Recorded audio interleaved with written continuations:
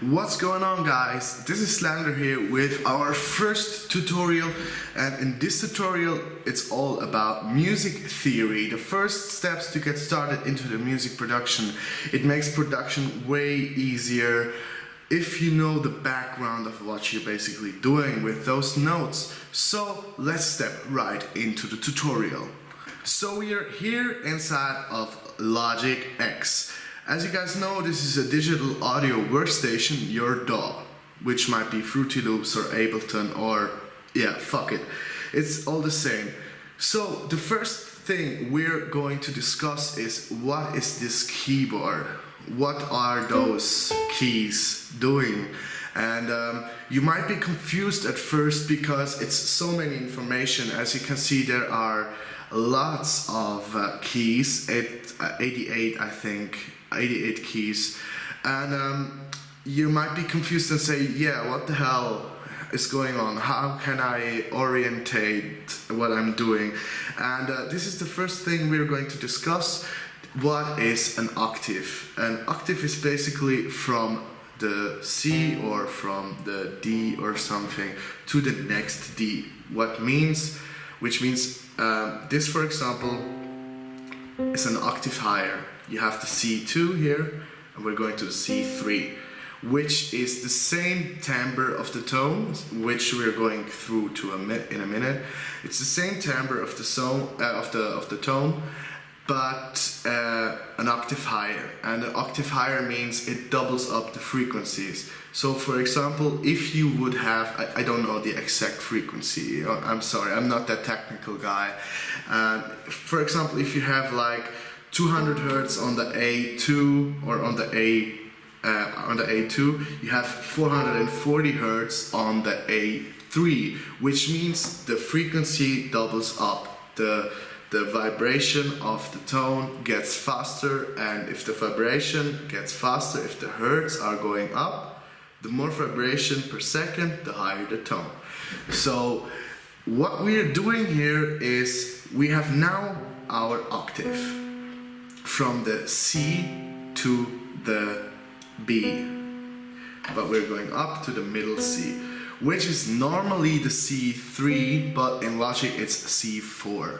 So the middle C is just the difference between the left and the right hand. So you're playing with the right hand something and with the left hand something. And middle C is where your thumb sits when you're playing lower. So the first thing we're going to look at, the first scale, is the chromatic scale. And the chromatic scale is basically just all those notes.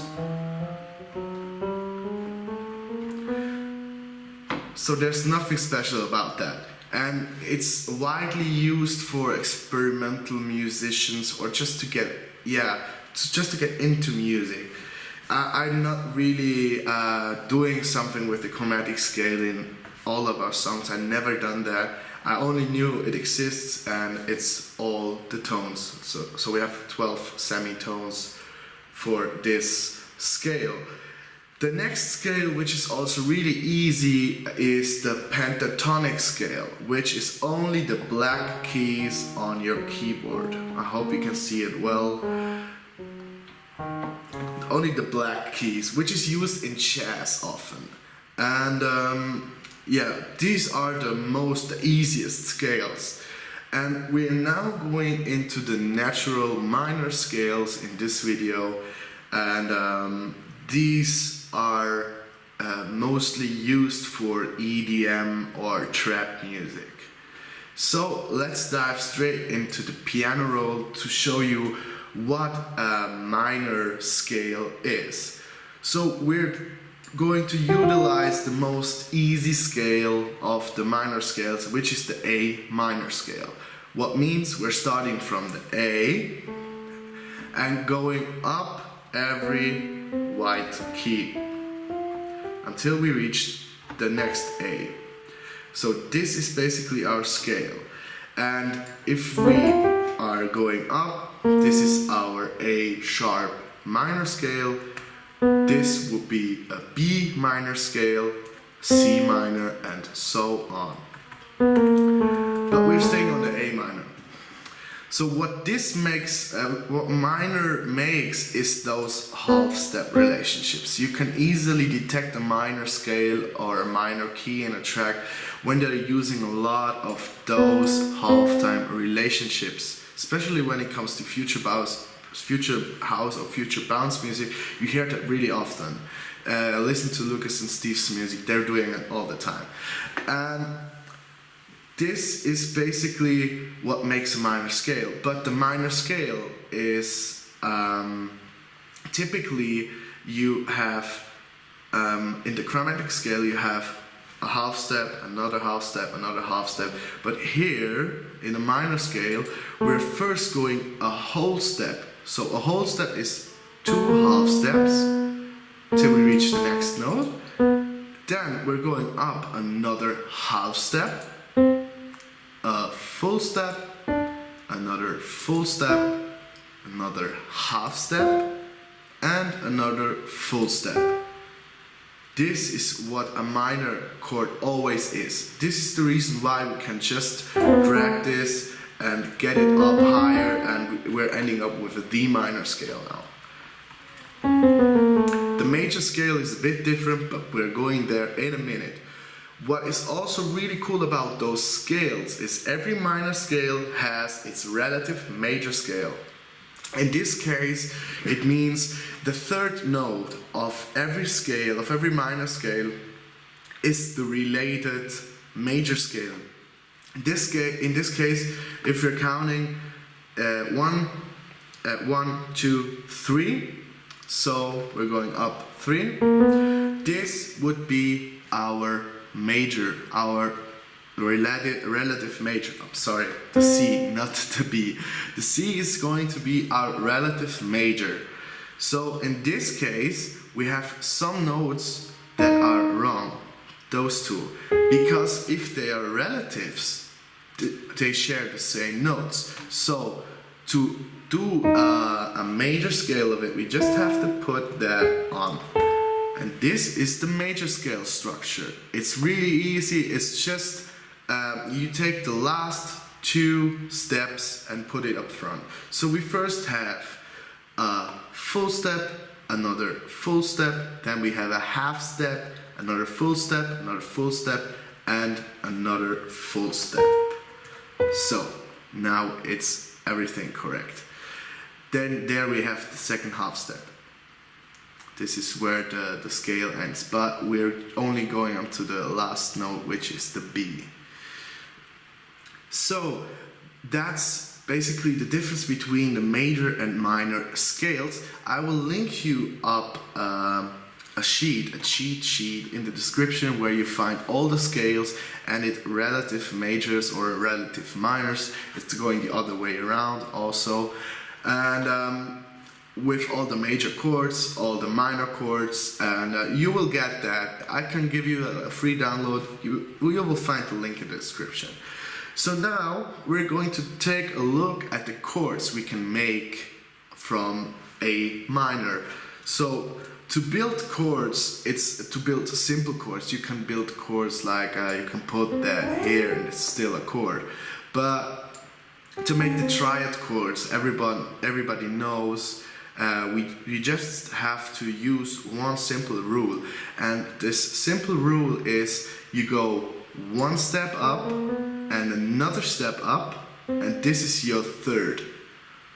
Then you go another step up and one more time a step up in your scale. So you're seeing we're using only the white keys, and this is your 5th. And that's basically your chord. And if you do this with all the notes, you will end up having this. And all those chords, they have names, and they're really easy. They're done with Roman numerals. This is our first chord, second chord, the third chord, the fourth, the fifth, which we come back in a minute, the sixth and the seventh chord, and there is again our 1 chord, but I didn't put it in, so this is again our 1 chord.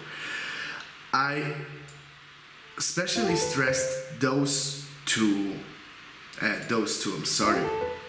The fourth and the fifth. This is our dominant and this is our subdominant dominant. Why are they called like that? We will get to in another video specifically on chords, because those are simply triad chords, but you can do extended chords, seventh with the ninth note, etc, etc. But we'll get there in another video. It will be too much information. So all those chords have also names. Not numerals, but names. We done the numerals now. So the first chord is, like the scale says, the A minor chord. And what makes it minor is the minor third. What is the minor third? So if we're counting up all the notes, now we're in the chromatic scale. Remember, if you're counting up, we have 1, 2, 3. And there is our third. And this is the minor third. If we have 3 notes or 3 half steps to go up, this is your minor third. If this note would be here on the C sharp, this would be a major chord, because we have 4 semitones up. 1, 2, 3, 4. And it makes a really different sound. It's every major chord, or everything that is written in major, always sounds a bit more happy, and this is what a major chord sounds like. So as you can see, really warm, really happy sound. And if we change it into the minor sound, we have a really sad, a really mysterious sound. So, and this is the reason why everybody in the EDM scene is using minor. So it makes it a lot more mysterious, and yeah, I always like using minor chords, by the way, and minor scales as well. So this is our A minor scale, and now we have a very special chord here. We get into that in a minute. As you can see here, we have only 1, 2, 3 semitones up. With a minor third, this doesn't work normally. This chord is as a diminished chord. A diminished chord has a flatted fifth, which everybody this chord has a flatted fifth. With no other chord has that in the whole scale. As you can see now, they are all having perfect fifths. And you should not give a shit about that, because the music we are making in the EDM scene does not really matter if we're using the diminished chords or something. Just forget that. It's called the diminished chord, and it's over. So the next chord we're taking a look is the C major chord. As I already said, the C major is the relative major of the A minor, and now we know why. The first note is A minor, the third note is C major, and it's always the same with minor chords. It's always the same. Then we have the next note, which is going to be a D minor. The next note, which is going to be an E minor. Then we have the F major, the G major, and another minor chord, which is the G minor. No, not the G minor. The A minor again. Sorry. So these are all the chords of this scale, and they're typically always the same in the minor scale. So we first have a minor chord, then we have the diminished chord, we have a major chord, another minor chord, a minor chord, a major chord, a major chord, and it's always the same thing, but in other octaves. That's the only, or in other keys, that's the only difference. So I hope you guys enjoyed this tutorial. I hope you learned something about that. Let me know in the comments what you think about this whole thing, about this tutorial thing. Should we do that more, or should we leave it all behind? We have a lot more things we can teach you, especially when it comes to theoretical stuff and a bit of sound design. I'm not the best sound designer. I have to be honest, but I can really show you some cool tricks to get your tracks better. Most of the time it's just 5% that makes the difference, and you should know that, you should notice that. I hope this gives you a good start on your producing career, or maybe a better workflow if you're already producing but don't know music theory. It's as simple as that.